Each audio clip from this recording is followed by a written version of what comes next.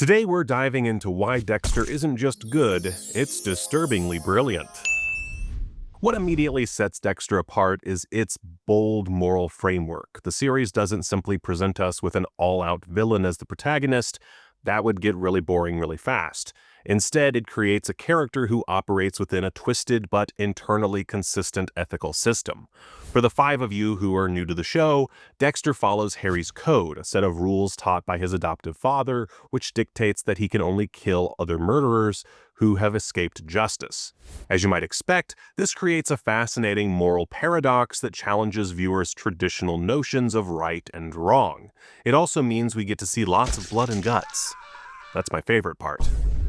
See, the show's genius lies in how it makes audiences complicit in Dexter's actions, in a way that feels less contradictory than, say, the drug runners in The Wire or the core group of dirty cops in The Shield. We find ourselves rooting for a serial killer, hoping he evades capture, and feeling satisfied when he eliminates particularly heinous criminals. This moral complexity forces viewers to examine their own ethical boundaries and question the nature of justice itself, much in the same way that a hero like Batman might, albeit with far less direct murder. The series asks uncomfortable questions, like is vigilante justice ever acceptable? Can murder be justified if it prevents greater harm? And what exactly separates justice from cold-blooded murder? Some interesting queries, all of which add to the show's distinct moral ambiguity.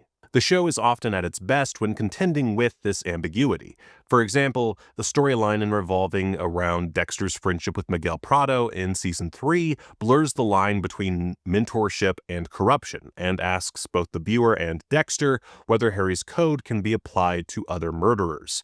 It's also an early example of Dexter not entirely following Harry's code, as his relationship with Prado begins with Dexter inadvertently killing Prado's brother Oscar, a man who, in the moment, Dexter feared could be innocent and therefore a serious break in the code. While it was eventually revealed that Oscar had intent to commit murder, which let Dexter off the hook just a bit, it was still a riveting moment for fans who faced the question of just how Dexter would contend with this infraction. Once the truth was revealed, it still stained Dexter's moral compass and left the audience wondering when he would slip up again. Back in the game. There's also the question of how Dexter's actions affect the innocents around him. This is most obvious in the case of Rita's death at the end of Season 4, wherein she's murdered by the Trinity Killer shortly before Dexter dispatches with him. This event is a huge turning point in the series and showcases how Dexter's actions can come back to haunt him. See, Dexter takes a very personal interest in Trinity, who's revealed to be a family man named Arthur Mitchell, a situation which presents itself to Dexter as a happy dude living his life while also balancing his own dark passenger. This appeals to Dexter, who has just recently been dealing with the ramifications of his marriage to Rita and the way his extracurriculars have affected both that state of being and his work life.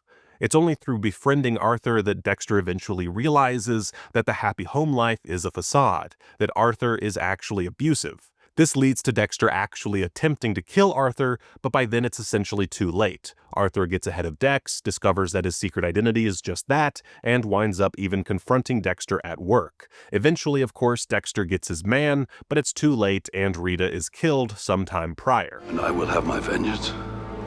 In this life or the next. The question is simple. With morals as complex as Dexter's, is there room for him to bend the rules to fit his own desires?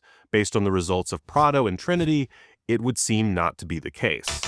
As the show continued, moral quandaries would keep rearing their head, and Dexter would continue to face them to varying levels of success. There's the corruption of Deborah Morgan, the whole aiding of Lumen Pierce, and Dexter's romantic relationship with Hannah McKay. These represent big questions for Dexter Morgan, and his answers to those questions are a big part of what made the show so compelling. Of course, at the heart of Dexter's success is the next-level performance from Michael C. Hall, a performance which, even as the seasons went downhill, remained sharply focused and on point. Hall masterfully portrays a character who is simultaneously charming and chilling, vulnerable and terrifying. It's a joy to watch him switch from suburban goof to relentless hunter.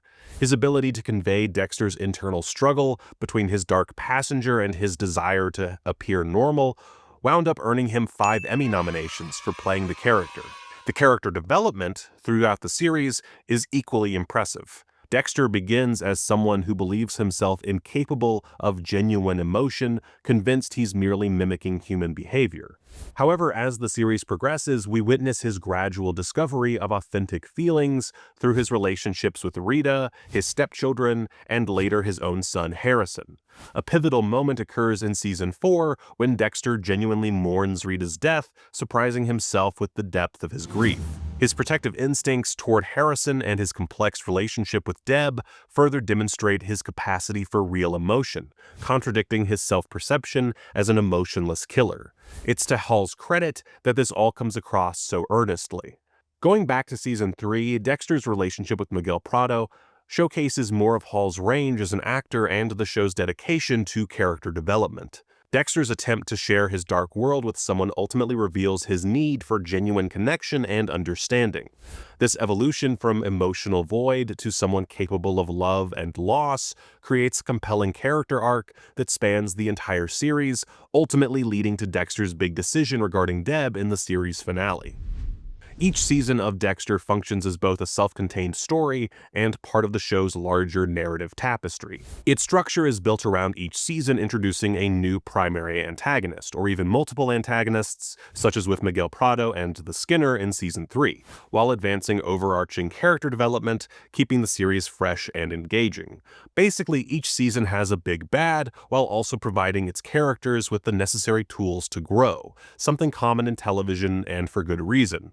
It's a formula that works. The seasonal villains serve as dark mirrors of Dexter himself, with each representing different aspects of his psyche or potential futures. At least for the most part. I suppose Season 5's Jordan Chase doesn't do much to mirror Dexter, but I digress. Season 1's Ice Truck Killer represents Dexter's past and what he might have become without Harry's code.